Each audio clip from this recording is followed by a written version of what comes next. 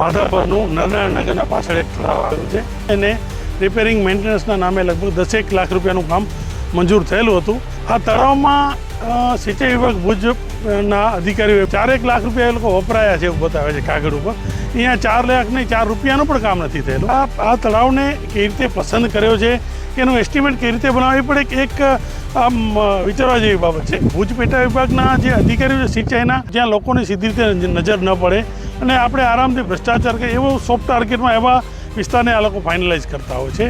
આ જે ભ્રષ્ટાચાર ભુજ તાલુકામાં જે મોટા પાયે ભ્રષ્ટાચાર થયો છે એમાં એક વ્યક્તિ જ માત્ર એક મયંક ગોસ્વામી એની મોટી ભૂમિકા છે। આ જ વિસ્તાર છે જુનાવાસ, જ્યાં જિલ્લા ભાજપના મહામંત્રી ભાઈ હિતેશ ખંડોલ પણ અહીંયા રહે છે। તો એમણે પણ અહીંયા આવી અને જોવું જોઈએ કે તમારી સરકારના તમે રાત દિવસ ગુણગાન ગાઓ છો, આ તમારા અધિકારીઓ અહીંયા કેવી ગોર ખોદે છે એનો આ જીવતો જાગતો નમૂનો છે। આખા ભુજ તાલુકામાં મોટા પાયે આ પ્રકારની ગેરરીતિ થઈ છે, કાગળ ઉપર કામો બતાવે છે અને પોતાની મિલીભગતવાળી જે એજન્સીઓને કામ આપી અને કરોડો રૂપિયાની ખાયકી થઈ છે।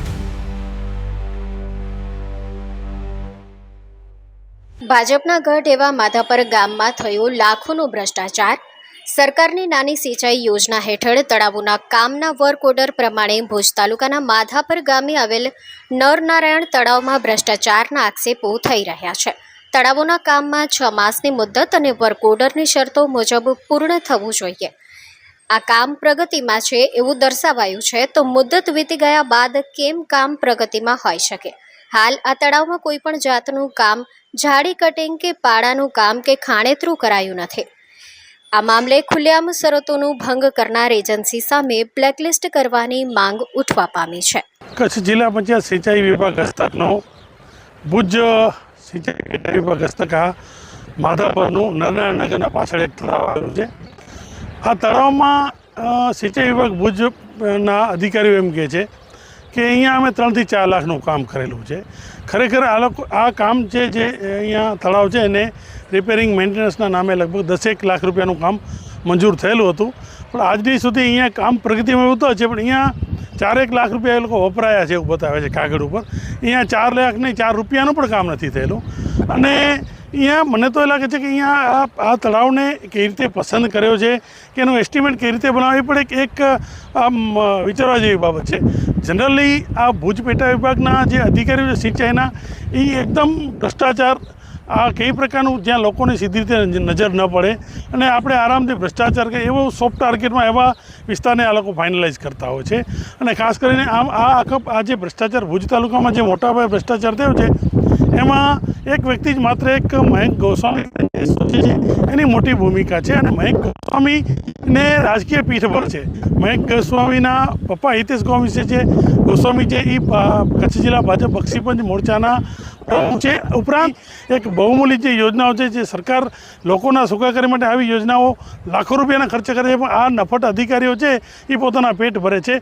આવનારા દિવસોમાં અધિકારી વિરુદ્ધમાં અમે એન્ટી કરપ્શન બ્યુરો, રાજ્ય તકેદારી આયોગ અને સિંચાઈ વિભાગના ઉચ્ચ અધિકારી મંત્રીઓ સુધી અમે કાર્યવાહી કરવા જઈ રહ્યા છીએ। અને ખરેખર પ્રજાએ પણ, હું તો કહું છું, માધાપર આ નરનાળનગર અહીંયા ભાજપના મોટા નેતાઓ રહે છે। હું તો કહું છું આ જ વિસ્તાર છે જુનાવાસ, જ્યાં જિલ્લા ભાજપના મહામંત્રી ભાઈ હિતેશ ખંડોલ પણ અહીંયા રહે છે। તો એમણે પણ અહીંયા આવી અને જોવું જોઈએ કે તમારી સરકારના તમે રાત દિવસ ગુણગાન ગાઓ છો, આ તમારા અધિકારીઓ અહીંયા કેવી ગોર ખોદે છે એનો આ જીવતો જાગતો નમૂનો છે। ખાસ કરીને અધિકારીઓ દ્વારા કમ્પ્લીશન સર્ટી આપવામાં આવી છે, કામ થઈ ગયું, કામ કહેવાય કે જે પૂર્ણ થઈ ગયું, પ્રગતિમાં છે, પરંતુ કામ ક્યાંય સ્થળે દેખાતું નથી, માત્ર કાગળ ઉપર જ કામ દેખાડે છે। શું કહેશો? સિંચાઈ વિભાગના અધિકારીઓ ટોપથી બોટમ સુધી બધા મળેલા છે અને જ્યાં કામ કરવું છે પહેલો વિસ્તાર જ એવો આઈડેન્ટિફાઈ કરે કે જ્યાં લોકોની સીધી રીતે નજર જાય નહીં, ઓછામાં ઓછું કામ થઈ શકે એ પ્રકારના લોકેશનને આઈડેન્ટિફાઈ કરી અને ત્યાં સ્થળ ઉપર એક પણ કામ નથી થતું। તમે આ તળાવની નજર કરો, એક તમે અહીંયા ગમે તેમાં અહીંયા મને તો નથી લાગતું છેલ્લા 10 વર્ષમાં 1 રૂપિયાનું કામ થયું હોય। આવી જગ્યાઓ પસંદ કરે જ્યાં તમારે ચાલીને તો માંડ પહોંચી શકાય। સામાન્ય બહારના માણસને આ જગ્યાએ ક્યાં જઈએ ખબર પણ ન પડે। ચારે બાજુ ઝૂંપડીપટ્ટી વિસ્તાર છે, એની વચ્ચે આ તળાવ આવેલો છે અને આ તળાવ પાછળ 10 લાખ રૂપિયા ખર્ચવાનો ઉદ્દેશ શું છે? મને તો એ આમાં શું સરકાર અહીંયા રૂપિયા ખર્ચવા પછી એ અધિકારીઓને શું છે? માત્ર અધિકારીઓ આવા કાગળ ઉપર બતાવી અને પોતાના ખિસ્સા ભરવાનું કામ કરે છે। અને આ મોડસ ઓપરેન્ડી માત્ર માધાપર પૂરતી સીમિત નથી. આખા ભુજ તાલુકામાં મોટા પાયે આ પ્રકારની ગેરરીતિ થઈ છે. કાગળ ઉપર કામો બતાવે છે અને પોતાની મિલીભગતવાળી જે એજન્સીઓને કામ આપી અને કરોડો રૂપિયાની ખાયકી થઈ છે. તો ખાસ કરીને ઉચ્ચ કક્ષાએથી જો આ તમામ કામોનું તપાસ કરવામાં આવે તો શું સમગ્ર ભોપાલ બહાર આવે?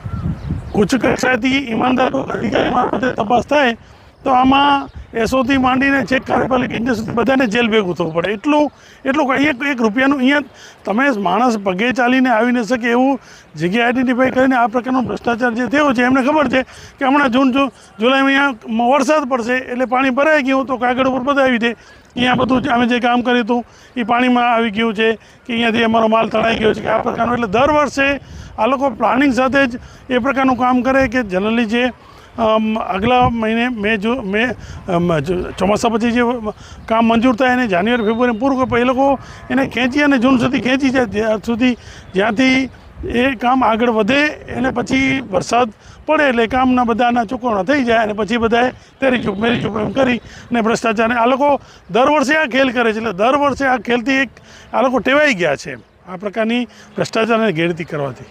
રમેશભાઈ, ખાસ કરીને આ ભુજ તાલુકાના જ આવા તળાવોમાં આવું કામ સામે આવ્યું છે કે અન્ય સમગ્ર કચ્છમાં? અમારી પ્રથમ તબક્કામાં અમે અત્યારે ભુજ તાલુકામાં અનેક ગામોમાં મુલાકાત લઈ આવ્યા છીએ.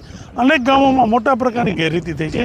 આવનારા દિવસોમાં અમે ભુજ તાલુકા પછી અમે અન્ય તાલુકામાં પણ જશું, કારણ કે સિંચાઈ વિભાગ સીધી રીતે આમાં આ પ્રકારની જ કરતો. લોકોને અમે 2 દિવસ પહેલાં આ મહેક ગોસ્વામીની ઓફિસમાં ગયા હતા ત્યારે બાજુમાં સુખપર ગામના પટેલ જે ભાજપના હાર્ડકોર મતદારો છે લેવા પટેલ તેના 50-60 લોકો આવ્યા હતા અને કલ્યાણમાં જે તળાવ મંજૂર છે